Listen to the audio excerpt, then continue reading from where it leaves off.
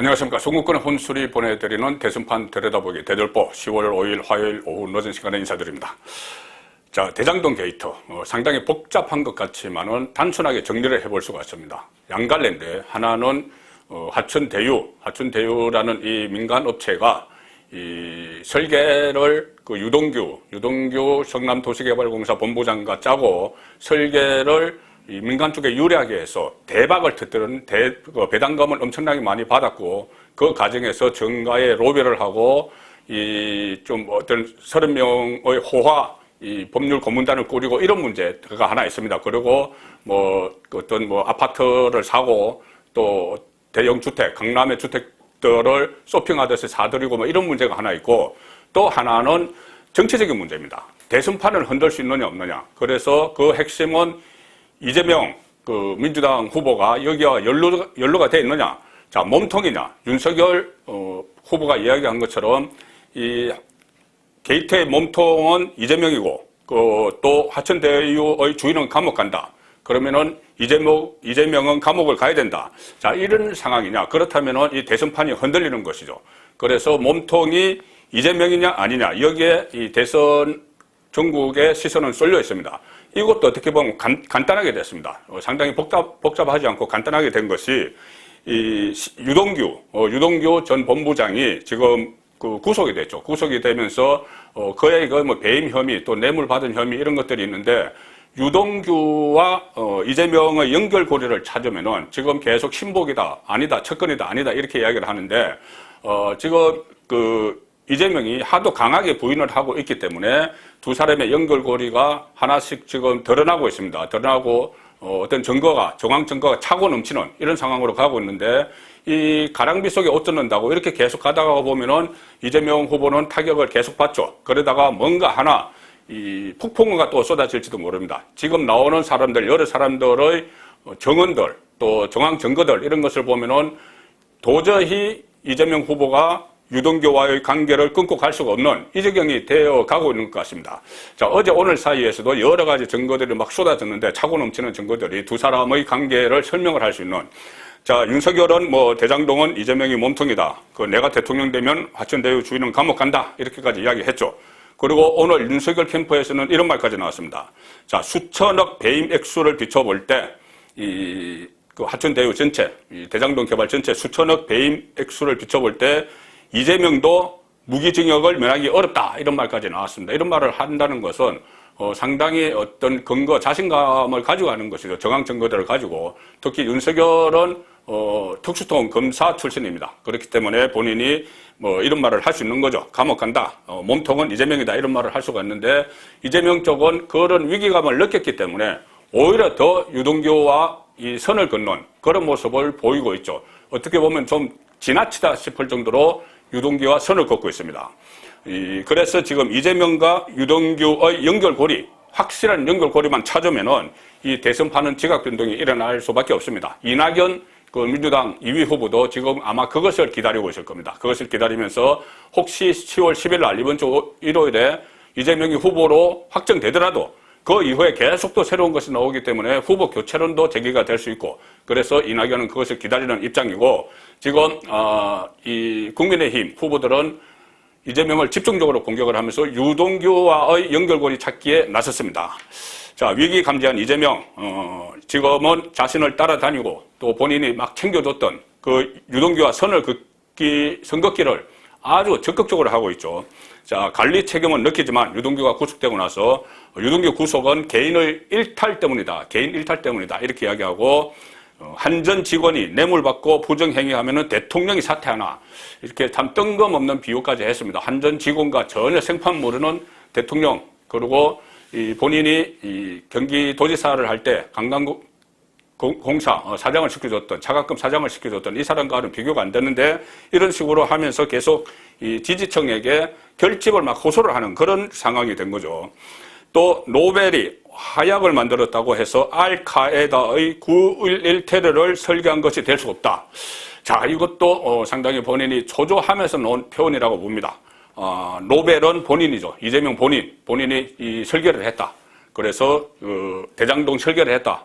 그리고 알카에다는 지금 유동규나 이쪽, 하천 대유 쪽, 이쪽을 이야기하는 것이죠. 김만배, 이쪽이 9.11 테러를 했다. 9.11 테러는 이 대박 사건, 대박 배당금 사건, 이겁니다. 그래서 이 본인이 이것을 설계를 했지만은 내 책임 아니다. 자, 이런 식으로 여러 가지 말들을 끄집어내서 지금 빠져나가려고 하고 있는 겁니다.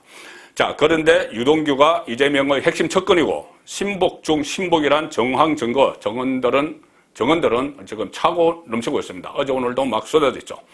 자, 심지어 오래 전까지 막 올라갔습니다. 이재명이 2009년에 12년 전입니다. 12년 전에 민주당 부대변인을 했는데, 그때 이재명 부대변인이 유동규, 무슨 그때 재개발 전문가인가 리모델링 전문가였다고 합니다. 전문가를 자처를 했겠죠. 유동규와 민주당 인사 간담회를 주선을 했다. 자, 생판 잘 모른다. 내 척군도 아니고 그런 인물이라고 하는데, 12년 전에 그때 김진표 그 최고위원이 주최한 리모델링 활성화 그 세미나에 이재명 부대변인이 유동규를 데려와서 간담회를 주선했다는 겁니다. 그때부터. 자, 그런데 지금은 전혀 거의 업무적으로만 아는 것처럼 이야기를 하고 있죠. 그리고 이재명 성남시장 시절에 이 유동규가 성남도시개발공사 기획본부장인데, 그때 인사를 정결을 했다.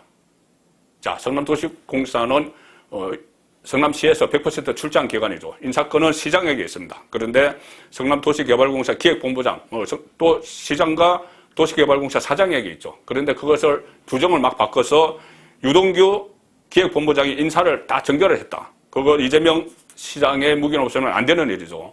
자, 그리고 또 이런 이야기까지 나왔습니다. 선거 때, 이재명 선거 때면 나가서 돕다가 다시 돌아와서 또 자리를 꿰차는 안방 채용의 대표적 인물이 유동규다. 자, 이런 이야기도 나오고 있습니다. 이것은 성남시 의원을 현재 지내고 있는 그 사람의 이야기죠. 그리고 실제로 지금 제 카톡 사진으로 보여드리는데, 이재명 성남시장이 이 대장동에 출자할 때 그 승인 문건에 사인했다. 이것뿐이 아니겠죠.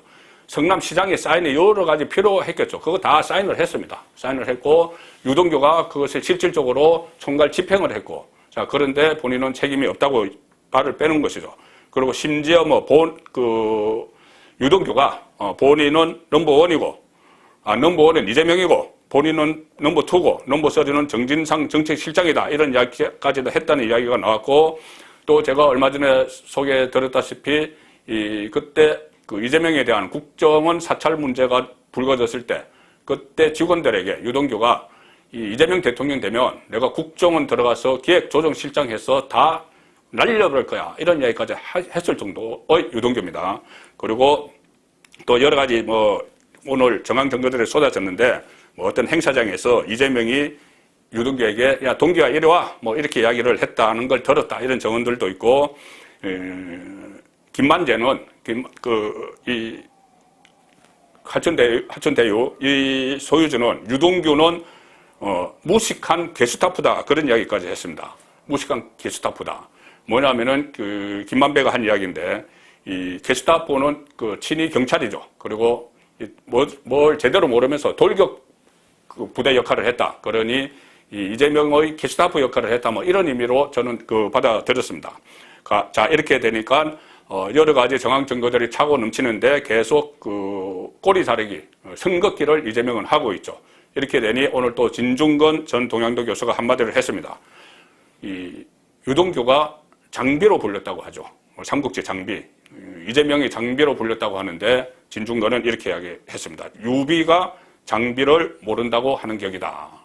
자, 이렇게 이 모든 상황들이 이 꼭대기로 이재명으로 올라가고 있는데, 이재명은 계속 선긋기를 하면서 지지층 결집을 위해서 억지 논리로 유동규와의 거리두기를 하고는 이 상황인데, 이 상황이 뭔가 하나 결정적인 지금 소모킹 건들이 막 쏟아지고 있는데, 실제로 어떤 확실한 이 증거가 하나만 터져 놓으면은 이것은 본물처럼 지금까지 나왔던 이런 정황 증거들을 뒷받침하면서 대선판을 크게 흔들 수 있다.